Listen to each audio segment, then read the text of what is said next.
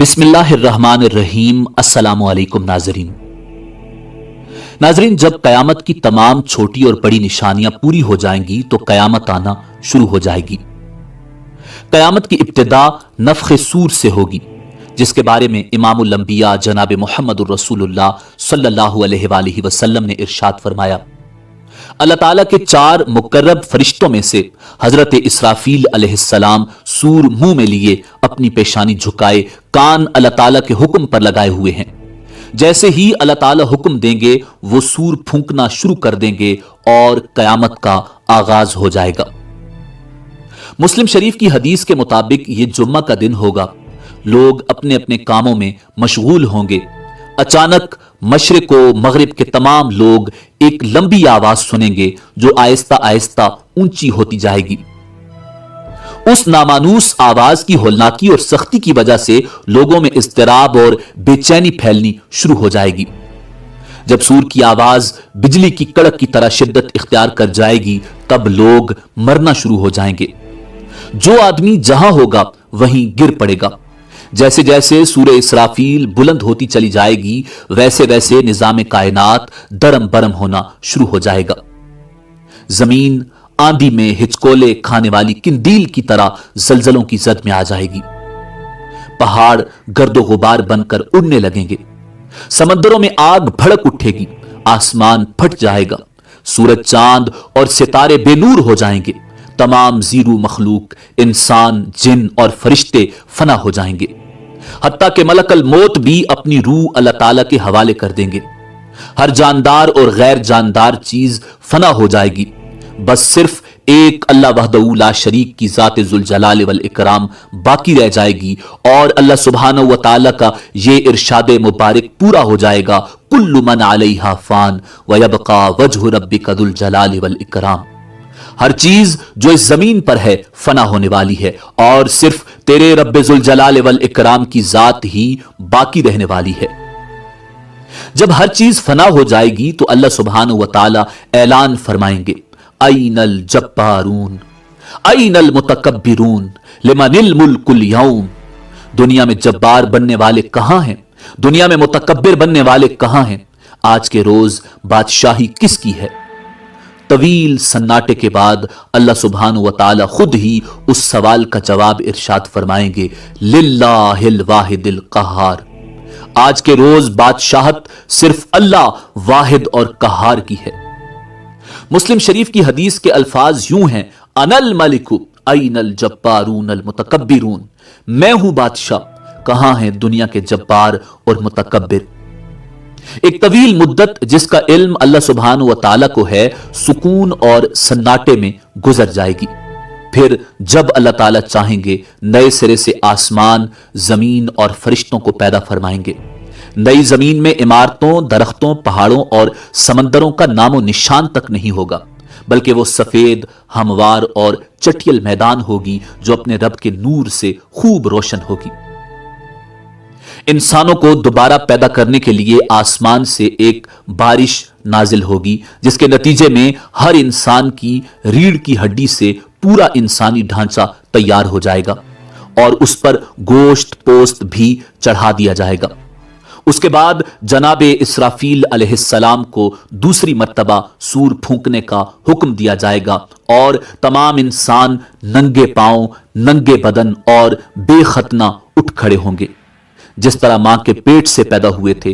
और अल्लाह ताला का यह फरमान भी पूरा हो जाएगा कि तुम लोग फर्दन फर्दन हमारे पास हाजिर होगे, जिस तरह हमने पहली मर्तबा तुम्हें पैदा किया था। सबसे पहले इमामुल अंबिया जनाब मुहम्मदुर रसूलुल्लाह सल्लल्लाहु अलैहि वसल्लम अपनी कब्र अनवर से उठेंगे। फिर हजरत ईसा अला नबीना अलैहिस्सलाम और दीगर अंबिया कराम, शुहदा, सुलहा, फुजला और अहले ईमान उठेंगे। फिर फुस्साक, फुज्जार और फिर कुफ्फार व मुशरिकीन। कब्रों से काफिर, मुशरिक, फासिक और फाजिर लोग अपने अपने आमाल के मुताबिक उठेंगे। कोई अंधा, कोई बहरा, कोई लंगड़ा, कोई चींटी की शक्ल में और कोई सर के बल उठेगा। काफिर उस गैर मुतवक्के जिंदगी के मनाजिर देखकर शदीद खौफ और दहशत की कैफियत में मुब्तला होंगे। आंखें पत्थराई होंगी, दिल कांप रहे होंगे, कलेजे मुंह को आए होंगे। कोई गमगुसार और मददगार नहीं होगा, ना ही कोई किसी दूसरे की तरफ देखने या ध्यान देने वाला होगा। अहले ईमान भी अपने अपने ईमान और अमाल के मुताबिक कब्रों से उठेंगे। शहीद अपनी शहादत के ताजा बहते हुए खून के साथ उठेगा। हालत एहराम में फौत होने वाला हाजी तलबिया पुकारते हुए उठेगा, लब्बैक अल्लाहुम्मा लब्बैक, लब्बैक ला शरीक लक लब्बैक, इन्नल हम्द वन निअमत लक वल मुल्क ला शरीक लक। अहले ईमान के लिए दोबारा जिंदगी खिलाफ तवक्को नहीं होगी, लिहाजा उन पर खौफ और दहशत की वो कैफियत तारी नहीं होगी जो कुफ्फार और मुशरिकीन पर होगी। कब्रों से उठते ही हर इंसान पर दो फरिश्ते मुकर्रर कर दिए जाएंगे जो उसे मैदान हशर में पहुंचा देंगे। याद रहे कि मुल्क शाम का इलाका मैदान हशर होगा। लोगों को अपनी अपनी कब्रों से उठकर वहीं पहुंचना होगा। कुफ्फार में से जो लोग अपनी कब्रों से अंधे उठेंगे वो ठोकरें खाते गिरते पड़ते वहां पहुंचेंगे। जो लोग चींटियों के जिस्म में उठेंगे वो लोगों के पांव तले रोंदे और कुचले जा रहे होंगे, और जो लोग सर के बल उठेंगे वो इंतहाई जिल्लत और रुसवाई के साथ ये सफर तय करेंगे। बाज काफिरों को आग हांक कर मैदान हशर में ले जाएगी। काफिर जहां कहीं थक हार कर रुकेंगे आग भी रुक जाएगी, और जहां चलेंगे आग भी उनके साथ चलना शुरू कर देगी। अहले ईमान भी अपने अपने अकायद और आमाल के मुताबिक मैदान हशर में पहुंचेंगे। बाज लोग पैदल पहुंचेंगे, बाज लोग ऊंटों पर सवार होंगे।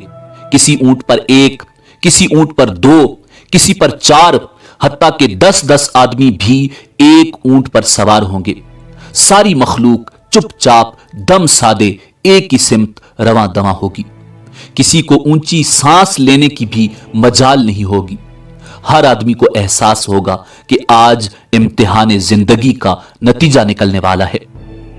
जब सारी मखलूक मैदान हशर में पहुंच जाएगी तो ऐलान किया जाएगा, वमताजुल यौम अय्युहल मुजरिमून, मुजरिमों आज के रोज तुम नेक लोगों से अलग हो जाओ। सब लोग अलग अलग गिरोहों में तकसीम कर दिए जाएंगे।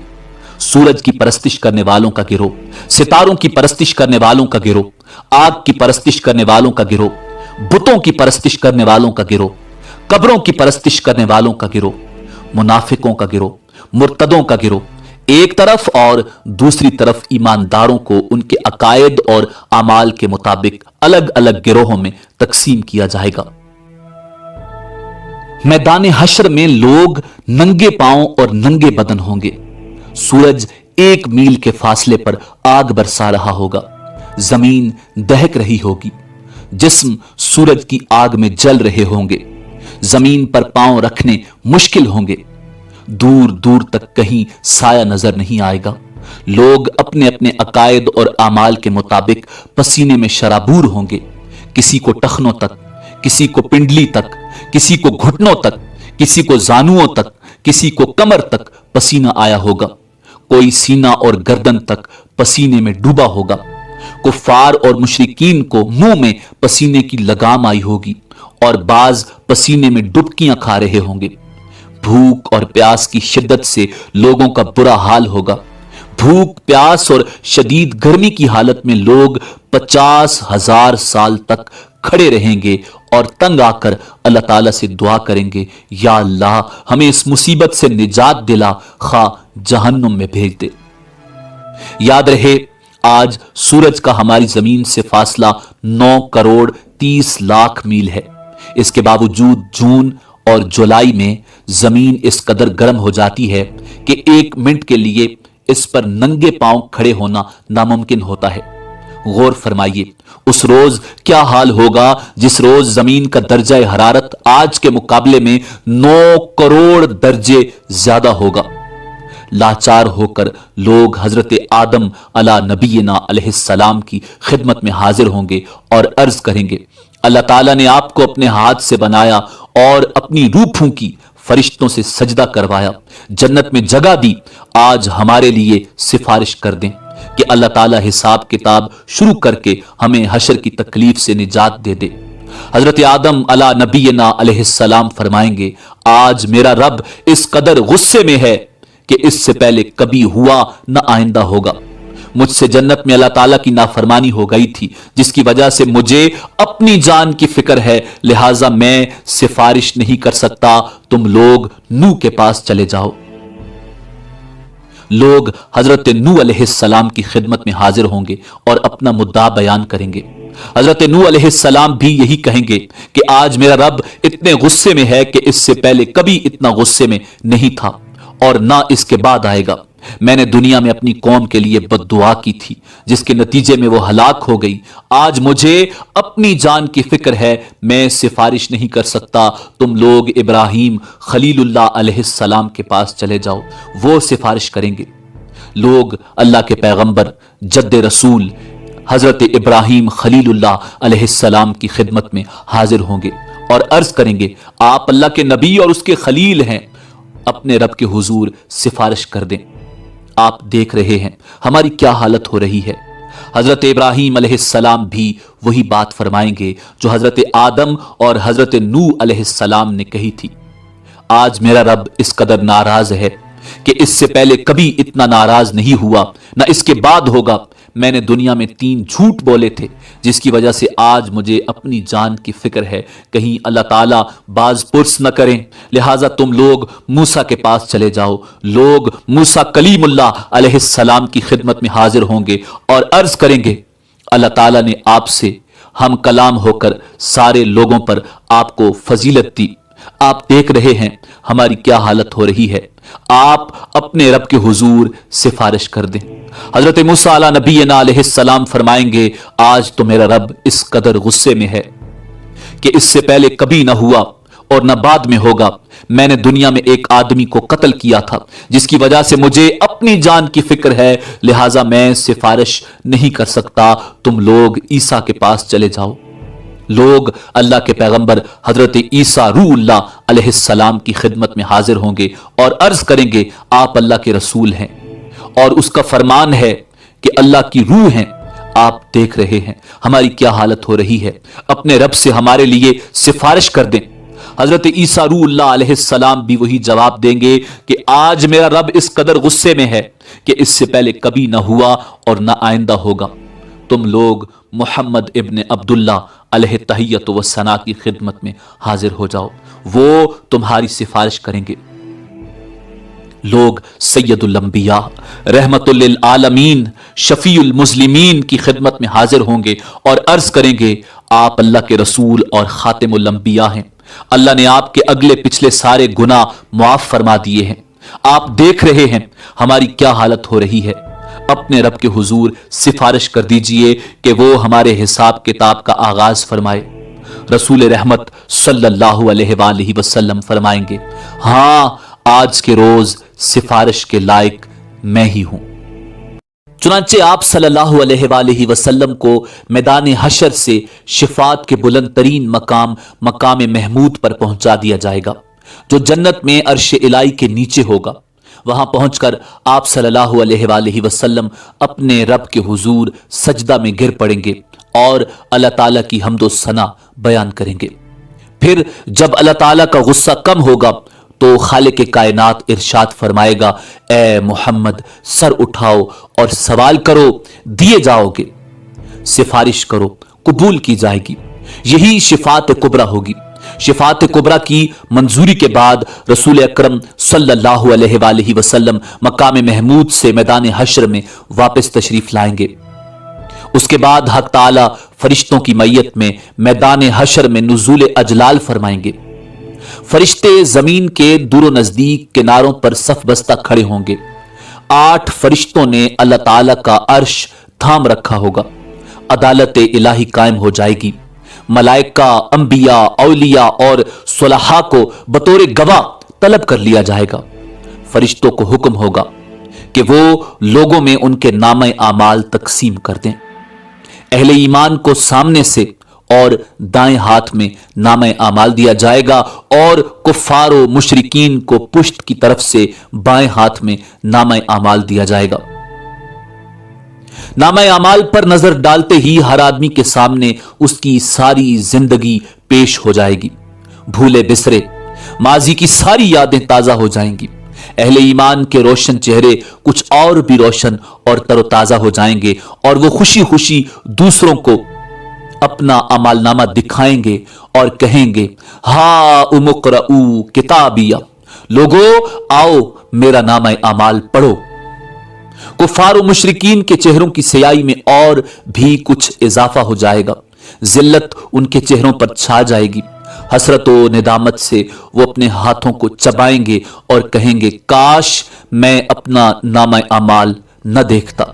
या लैतनी लम ऊत किताबिया, मैं अपना नामा अमाल न देखता, मुझे अपना नामा अमाल न दिया जाता। वलम अदरी मा हिसाबिया, और काश मैं ना जानता कि मेरा हिसाब क्या है। कुफ्फार मुशरिकीन बार बार अपने नामा अमाल को देखेंगे और ताज्जुब से कहेंगे कि ये कैसा अजीबो गरीब नामा अमाल है जिसमें हर छोटा बड़ा अमल लिखा हुआ मौजूद है। या वैलता माली हादल किताबी ला युगादिरु सगीरतन वला कबीरतन इल्ला अहसाहा, हाय हमारी कमबख्ती, ये नामा अमाल कैसा है, कोई छोटे से छोटा या बड़े से बड़ा अमल ऐसा नहीं जो इसमें शामिल ना हो।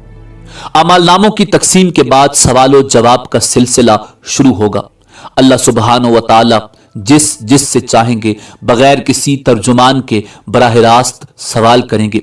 सबसे पहले मुशरिकों से पूछा जाएगा कि उन्होंने शिर्क क्यों किया। मुशरिक इनकार कर देंगे और अल्लाह ताला की कसम खाकर कहेंगे, हमने तो कभी शिर्क नहीं किया। वल्लाहि रब्बिना मा कुन्ना मुशरिकीन, अल्लाह ताला किरामन कातिबीन को गवाही के लिए बुलाएंगे। वो मुशरिकों के शिर्क की गवाही देंगे, लेकिन मुशरिक फिर इनकार कर देंगे।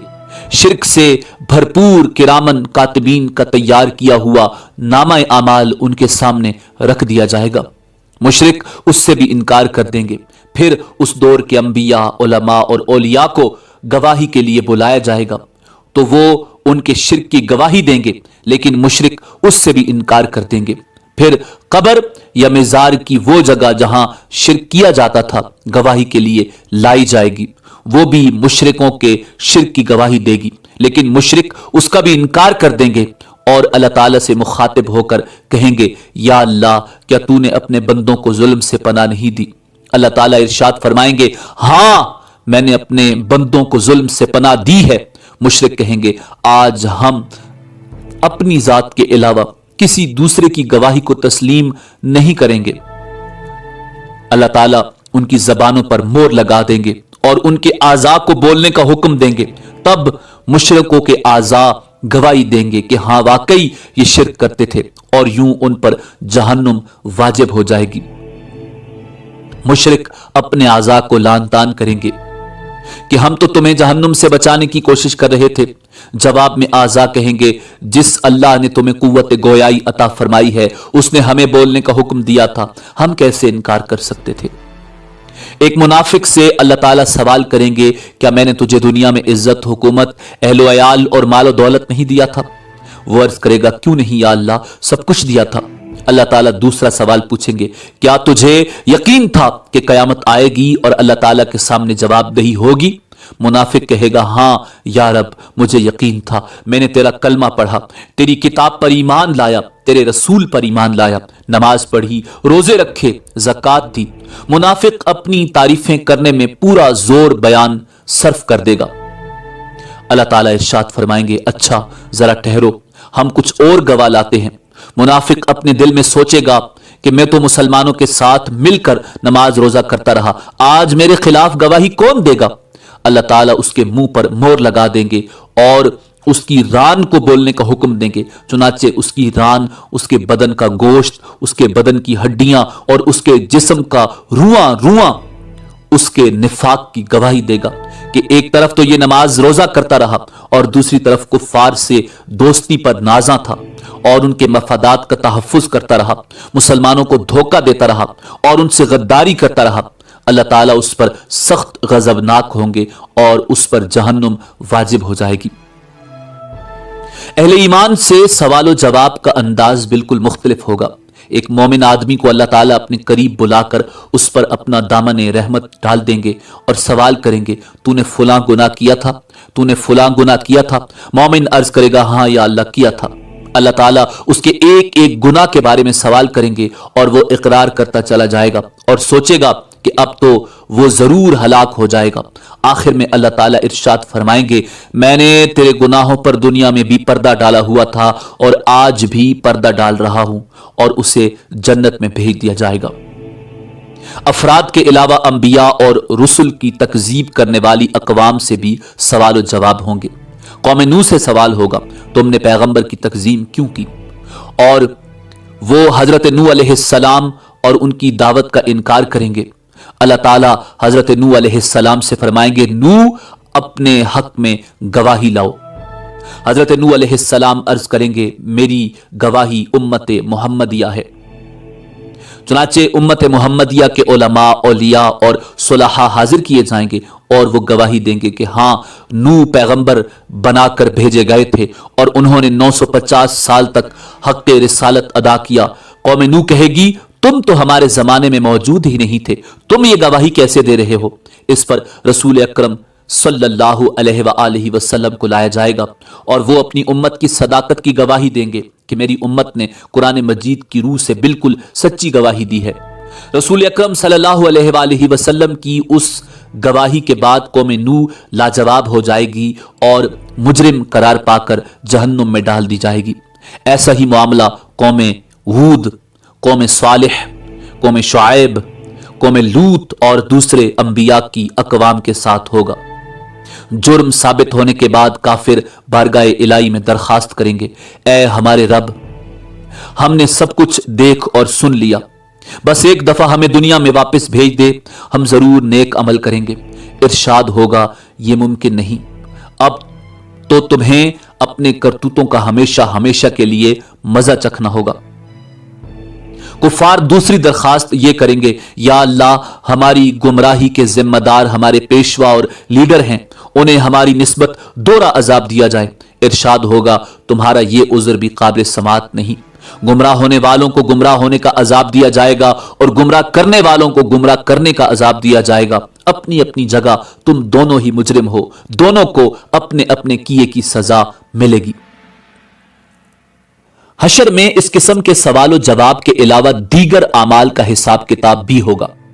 حقوق اللہ میں سے نماز کا حساب سب سے پہلے ہوگا۔ جو آدمی نماز کے حساب میں کامیاب رہا انشاءاللہ باقی اعمال میں بھی کامیاب رہے گا، اور جو نماز کے حساب میں ناکام رہا وہ باقی اعمال میں بھی ناکام رہے گا۔ ارشاد نبوی صلی اللہ علیہ وآلہ وسلم ہے نماز جنت کی کنجی ہے۔ حقوق العباد میں سے سب سے پہلے قتل کا حساب لیا جائے گا، اس کے بعد دوسرے اعمال کا، مقتول کو قاتل سے، مظلوم کو ظالم سے، مجبور کو جابر سے، محکوم کو حاکم سے اس کا حق دلوایا جائے گا۔ اللہ تعالیٰ فرمائے گا میں بادشاہ ہوں اور حقوق دلوانے والا ہوں، آج کوئی جہنمی اس وقت تک جہنم میں نہیں جا سکتا جب تک کسی جنتی کو اس کا حق نہ دلوا دوں، اور کوئی جنتی اس وقت تک جنت میں نہیں جا سکتا جب تک کسی جہنمی کو اس کا حق نہ دلوا دوں۔ چھوٹے سے چھوٹے ظلم اور معمولی سے معمولی زیادتی کا حق بھی اللہ تعالیٰ حقدار کو دلوا کر چھوڑیں گے۔ اگر کسی نے پیلو کی ٹہنی کے برابر کسی کا حق غصب کیا ہوگا یا کسی کی بے عزتی کی ہوگی تو اللہ تعالیٰ اس کا بدلہ بھی دلوائیں گے۔ اگر کسی نے کسی جانور پر ظلم کیا اور زیادتی کی ہوگی تو اس جانور کا بدلہ بھی اللہ تعالیٰ لے کے چھوڑیں گے۔ حتیٰ کہ اگر کسی جانور نے کسی جانور پر ظلم کیا ہوگا تو ان جانوروں کو بھی ایک دوسرے سے حقوق دلوانے کے لیے زندہ کیا جائے گا اور مظلوم جانور کو ظالم جانور سے بدلہ دلوایا جائے گا، اس کے بعد انہیں دوبارہ مرنے کا حکم دیا جائے گا۔ بدلہ یا حقوق کی ادائیگی نیکیوں کے ساتھ ہوگی۔ ظالم نے مظلوم پر جتنا ظلم کیا ہوگا اس کے برابر اس کی نیکیاں لے کر مظلوم کو دی جائیں گی۔ اگر ظالم کے نامہ اعمال میں نیکیاں نہیں ہوں گی تو پھر مظلوم کے گناہ ظالم کے سر پر ڈال دیے جائیں گے۔ حقوق لینے اور دینے کے بعد تمام انسانوں کے نامہ اعمال اپنی آخری شکل میں وزن ہونے کے لیے تیار ہو جائیں گے اور اتمام حجت کے لیے میزان قائم کیا جائے گا۔ میزان میں جن لوگوں کی نیکیوں کا پلڑا بھاری ہوگا وہ کامیاب قرار پائیں گے اور جنت میں جائیں گے، اور جن کی برائیوں کے پلڑے بھاری ہوں گے وہ جہنم میں جائیں گے۔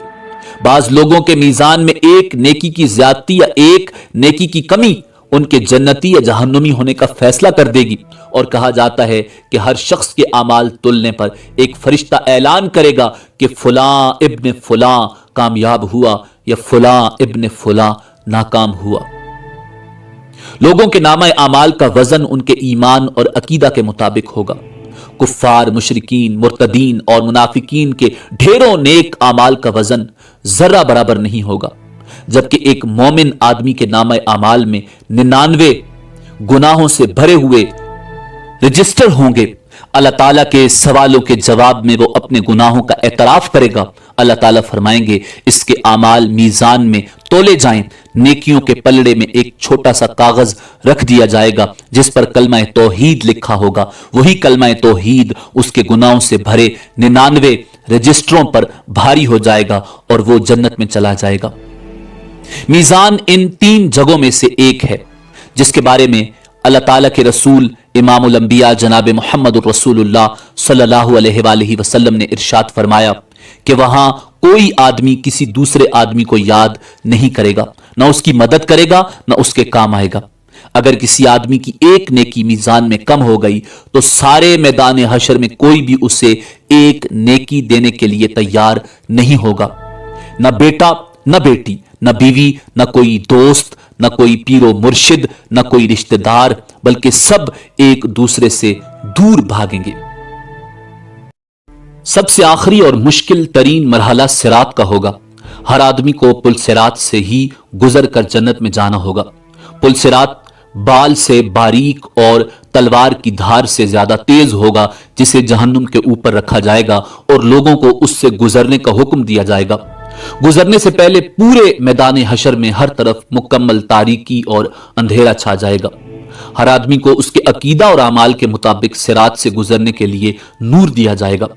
اہل ایمان کو 2 نور کی مشلیں دی جائیں گی، بعض کو ایک مشل دی جائے گی، بعض لوگوں کو ٹمٹماتے چراغ کی روشنی دی جائے گی، حتیٰ کہ سب سے کم درجہ اس شخص کا ہوگا جس کے پاؤں کے انگوٹھے پر روشنی ہوگی۔ اہل ایمان پل صراط سے گزرتے ہوئے اللہ تعالیٰ سے دعا مانگیں گے، ربنا اتمم لنا نورنا واغفر لنا انک علی کل شیء قدیر۔ اے ہمارے پروردگار، ہمارا نور آخر دم تک قائم رہے، ہمیں بخش دے، بے شک تو ہر چیز پر قادر ہے۔ بعض اہل ایمان بجلی کی تیزی کے ساتھ پل صراط عبور کریں گے، بعض ہوا کی تیزی کے ساتھ، بعض تیز رو گھوڑوں کی رفتار سے اور بعض اونٹوں کی رفتار سے عبور کریں گے۔ بعض لوگ دوڑتے ہوئے، بعض لوگ عام چال سے اور بعض سست رو ہوں گے، بعض گرتے پڑتے، ٹھوکریں کھاتے اور زخمی ہوتے عبور کریں گے۔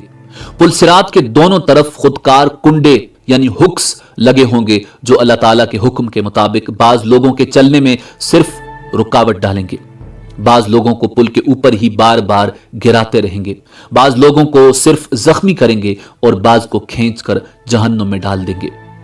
کچھ لوگ چند قدم ہی چلیں گے تو انہیں جہنم میں گرا دیا جائے گا، بعض لوگ کچھ فاصلہ طے کر لیں گے تو جہنم میں گرا دیے جائیں گے، بعض لوگ نصف فاصلہ طے کرنے کے بعد گرائے جائیں گے، بعض صراط عبور کرنے کے قریب ہوں گے تو گرا دیے جائیں گے۔ انسان کے اعمال صالحہ صراط پر نہ صرف نور مہیا کریں گے بلکہ انسان کی حفاظت بھی کریں گے، اور کہا جاتا ہے کہ قربانی کے جانور سواریوں کا کام دیں گے۔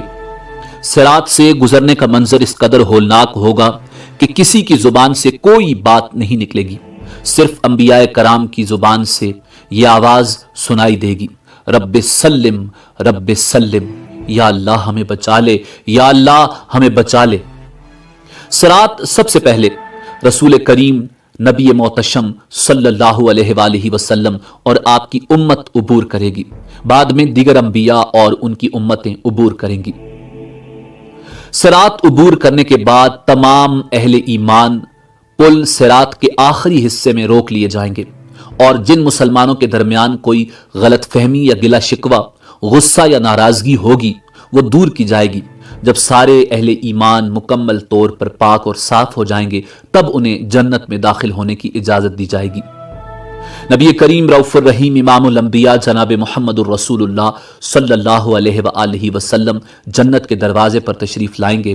دروازہ کھلے گا، آپ اپنی امت سمیت جنت میں قدم رنجا فرمائیں گے۔ جنت میں داخل ہونے کے بعد آپ کو اپنی امت کی فکر لاحق ہوگی۔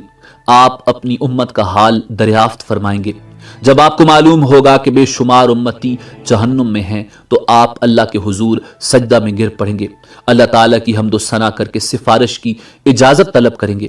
طویل مدت سجدہ میں گزارنے کے بعد حکم ہوگا، اے محمد جاؤ، آپ کی امت میں سے جن کے دل میں جو کے دانے کے برابر ایمان ہے انہیں جہنم سے نکال کر جنت میں داخل کر دو۔ رسول کریم صلی اللہ علیہ وآلہ وسلم فرشتوں کو لے کر اپنی امت کے برگزیدہ افراد کے ساتھ جہنم کے کنارے تک جائیں گے اور فرمائیں گے، اپنے اپنے اعزاء و اقارب اور اپنی اپنی جان پہچان کے افراد کی نشانی بتاؤ تاکہ فرشتے انہیں نکال لائیں۔ چنانچہ ایسے لوگ جن کے دل میں جو کے دانے کے برابر ایمان ہوگا جہنم سے نکال کر جنت میں لے جائیں گے۔ اس وقت آپ صلی اللہ علیہ وآلہ وسلم کی امت اہل جنت کا 1/4 ہوگی۔ آپ کی سفارش دیکھ کر دیگر انبیاء کرام بھی اپنی اپنی امتوں کی سفارش کریں گے۔ امت محمدیہ کے شہداء، علماء، اولیاء اور صلحاء کو بھی شفاعت کی اجازت دی جائے گی اور وہ بھی اپنے اپنے اعزاء و اقارب اور جان پہچان کے لوگوں کی سفارش کر کے انہیں جہنم سے نکلوا کر جنت میں لے جائیں گے۔ رسول کریم صلی اللہ علیہ وآلہ وسلم جنت میں واپس پہنچ کر پھر امت کے بارے میں سوال کریں گے، اب میری امت میں سے کتنے آدمی جہنم میں باقی ہیں؟ آپ کو بتایا جائے گا کہ ابھی تو ہزارہ تعداد میں لوگ جہنم میں ہیں۔ آپ پھر سفارش کے لیے سجدہ میں گر پڑیں گے۔ اذن شفاعت ملے گا کہ آپ کی امت کے وہ افراد جن کے دل میں چونٹی یا رائی کے برابر ایمان ہے انہیں بھی نکال لاؤ۔ آپ حسب سابق امت کے علماء و اولیاء صلحاء کو ساتھ لے کر جہنم کے کنارے پہنچیں گے اور رائی کے برابر ایمان والوں کو جہنم سے نکال کر جنت میں لے جائیں گے۔ تب آپ کی امت اہل جنت کی 1/3 ہو جائے گی۔ آپ پھر استغفار فرمائیں گے، میری امت کے کتنے افراد ابھی جہنم میں ہیں؟ آپ کو بتایا جائے گا ابھی تو ہزاروں امتی جہنم میں ہیں۔ آپ اذن شفاعت کے لیے پھر سجدہ ریز ہو جائیں گے، اللہ تعالیٰ کی حمد و ثنا کریں گے۔ آپ کو پھر اذن شفاعت ملے گا کہ چونٹی یا رائی سے کم درجہ کے ایمان والوں کو بھی جہنم سے نکال لاؤ۔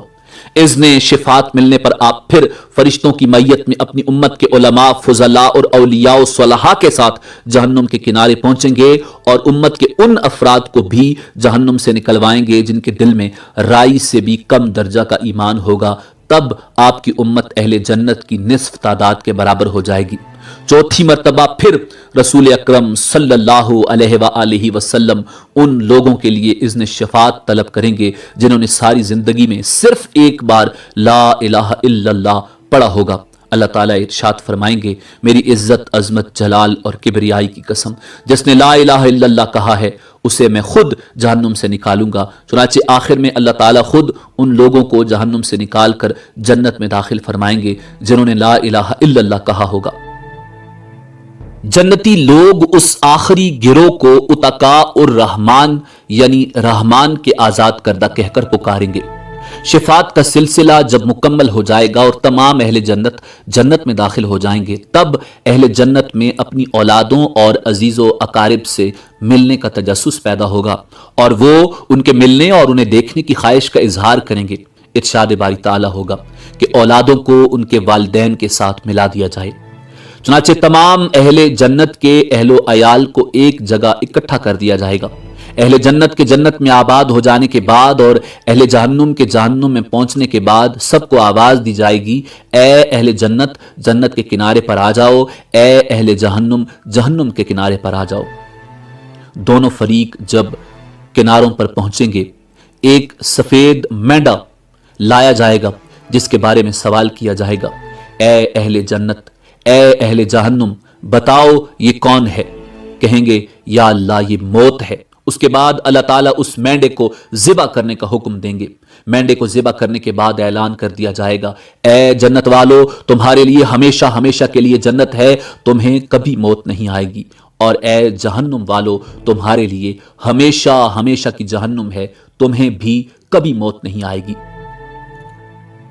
یہ سن کر جنتی لوگ اس قدر خوش ہوں گے کہ اگر خوشی سے مرنا ممکن ہوتا تو جنتی لوگ خوشی سے مر جاتے۔ جہنمی یہ اعلان سن کر اس قدر مغموم ہوں گے کہ اگر غم سے مرنا ممکن ہوتا تو جہنمی لوگ غم سے مر جاتے۔ آخرت کے شدید مصائب و آلام کے مقابلے میں دنیا کے مصائب و آلام نہ صرف عارضی بلکہ بہت ہی کم تر درجے کے ہیں۔ آخرت کی لازوال اور ابدی نعمتوں کے مقابلے میں دنیا کی نعمتیں بالکل عارضی اور کم تر درجے کی ہیں۔ پس عقل مند لوگ وہی ہیں جو نہ تو دنیا کے مصائب و آلام سے گھبرا کر اللہ اور اس کے رسول کی نافرمانی میں پڑیں، اور نہ ہی دنیا کی رنگینیوں کے فریب میں مبتلا ہو کر اللہ اور اس کے رسول کو ناراض کر بیٹھیں، بلکہ دونوں حالتوں میں ان کی نگاہ آخرت کے آنے والے مراحل پر رہے۔ حضور نبی کریم صلی اللہ علیہ وآلہ وسلم سے دریافت کیا گیا، یا رسول اللہ، مومنوں میں سب سے زیادہ عقل مند کون ہے؟ آپ نے ارشاد فرمایا، جو موت کو زیادہ یاد کرتا ہو اور جو موت کے بعد آنے والے وقت کے لیے اچھی طرح تیاری کرتا ہو، وہ سب سے زیادہ عقل مند ہے۔ ناظرین، آخر میں اس بات کی وضاحت ضروری ہے کہ نفخ اولا سے لے کر جنت یا جہنم میں داخل ہونے تک کے تمام واقعات اور مراحل کی ترتیب کا ٹھیک ٹھیک تعین کرنا بہت مشکل ہے۔ اسی امید کے ساتھ اجازت دیجیے کہ آپ کو ہماری ویڈیو پسند آئی ہوگی۔ اللہ رب العزت کے حضور دعا ہے کہ پروردگار عالم ہمیں آخرت کی تیاری کرنے کی توفیق عطا فرمائے۔ دیکھتے رہیے info@adil۔ اللہ رب العزت آپ کا حامی و ناصر ہو۔